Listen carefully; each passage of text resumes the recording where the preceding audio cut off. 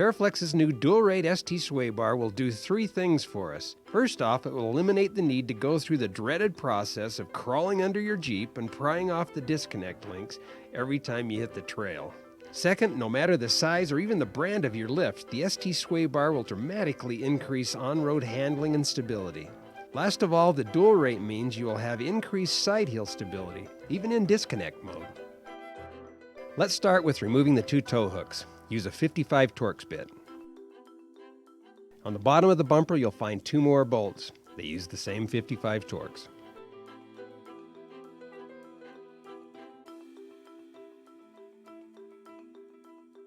Pull off the bumper and remove the sway bar links at the axle. In this case, we're removing a quick disconnect link system. Don't bother unbolting the link from the sway bar. It's all getting replaced. The sway bar has an attractive plastic cover over it. Remove the two 10mm bolts on each end.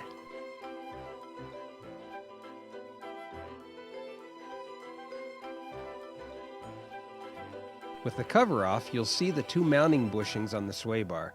They're held on by a couple of bolts. I don't know what size they are, just take them out.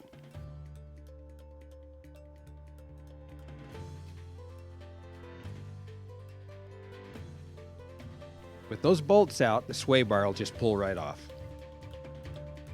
Now, if there's any mounting hardware remaining from previous disconnect systems, just make it gone. Next up, let's remove the forwardmost steering gear mounting bolt.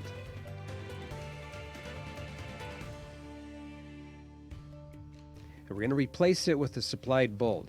We need that additional clearance that the new bolt will provide.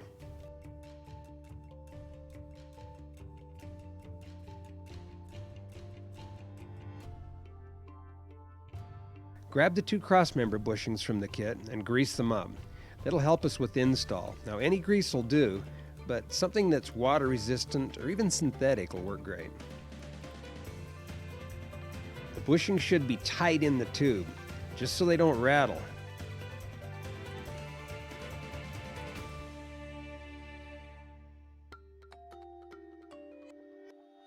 If yours seems loose, with the bushing installed, we can use a chisel or punch and just tap the outer top edge of the crossmember tube in a bit until that bushing feels snug. There's really no other way to say this. Just really lube up the center bushing and the shaft. Push the shaft all the way in. Now you may need a little help. If so, use a dead blow hammer or a rubber hammer until the splines are exposed on both sides of the frame.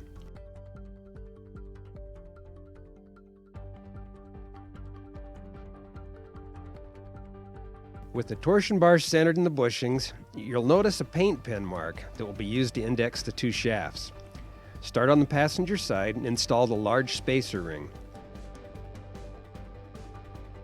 Next, slide the spline shaft bushing onto the inner torsion bar. Make sure that the painted marks are still aligned. Just start the cap screw bolt. The passenger side arm also has an indexing mark on it. Line up the marks and install the arm.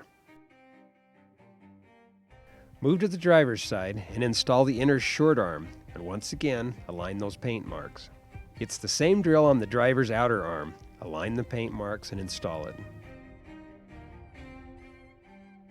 With everything loosely installed, start all the arm bolts and snug them up, just so that the shaft can still move while we do the final shaft alignment. A little Loctite never hurts.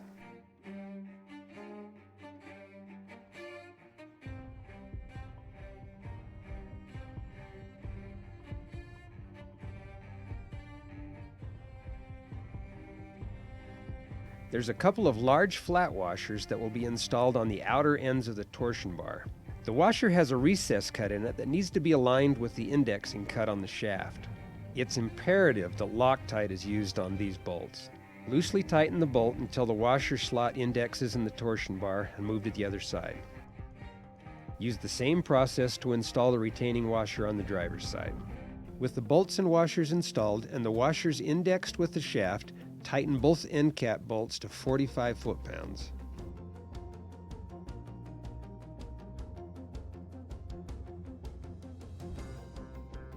Move to the Swaybar arm bolts and use a 9/16 end wrench and socket. Tighten them up. Move back and forth between the bolts and gradually increase the torque on each bolt. These need to be tight, 45 foot-pounds. Also recheck them after about 500 to 1,000 miles. Tighten the cap screw bolt. It's a 13/16 Allen.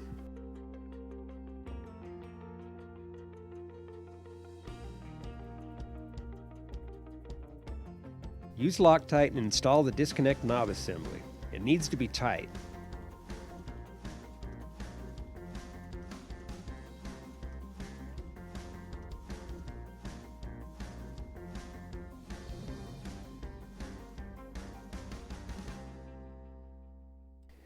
Apply the street and trail sticker. Take a second and just step back and admire your work. Cycle that knob a couple of times. Wipe some grease in where that pin slides into the inner hole. We finally completed the lubing of bushings and inserting of spline shafts into holes portion of our install. Let's move on to the link assembly. Make sure the jam nuts are installed on the link ends before threading the joint into the sleeves.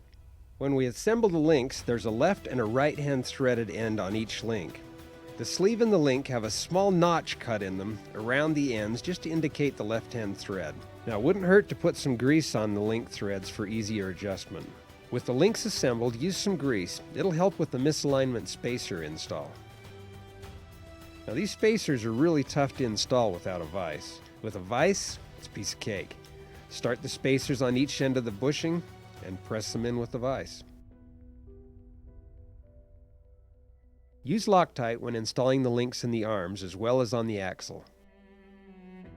Use the outermost hole on the Swaybar arm when installing the links.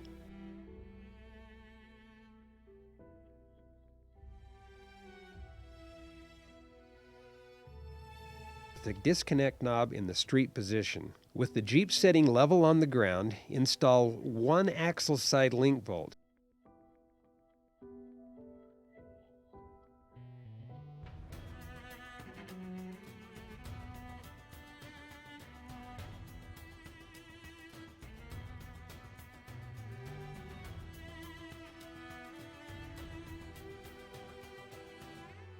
With one link completely installed, move to the other side and use the adjusting sleeves on the links to align the remaining link bolt for install.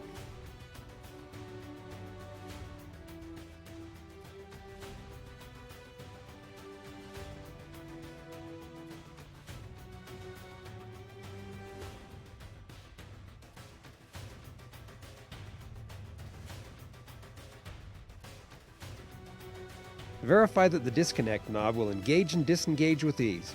Adjust the links as needed. Reinstall the front bumper and tow hooks. Caution: if you're going to use the stock or factory bolt without the tow hooks, you'll need to grind or trim about 1/4 of an inch off that inner bolt.